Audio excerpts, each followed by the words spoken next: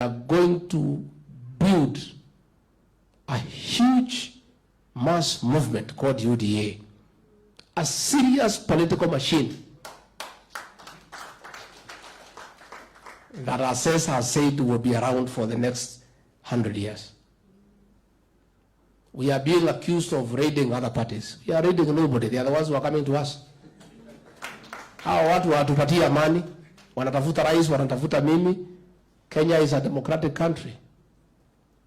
Akigonga mlango, tufungue ama tusifungue? Tuwafungulie. Jubilee had 28 members of parliament, 26 are with us. NEC ya watu karibu 29, 24 are with us. In Luo Nyanza kwa ODM tuko na wabunge karibu 9. And I can tell you because I was in the coast yesterday. Coast now is yellow. It's yellow. So tunataka sasa muende mfanye ile imebaki. I want to ask you and request you tufungulie watu yote mlango. Let everybody come in. Let everybody come in. Ukambani is good. Wanatuita. Nyanza itself, ODM tutagawa nusu 50-50. Na tusukume ikuwe 50+1. Narok is good. Kajiado is good.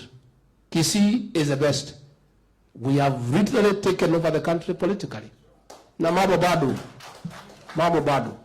Tunataka kutoka hapa, we are going to have a functional office in every county with staff. Na ofisi ya chama ya UDA itafunguliwa kama ofisi ya serikali 5 minutes to 8 every day. Na ifungwe saa 11. Because this is the ruling party. Si ni serikali? Na pendera ya chama ikuwe pale. Na mtafute mtu ya kupandisha bendera na kuchukisha jioni. The whole world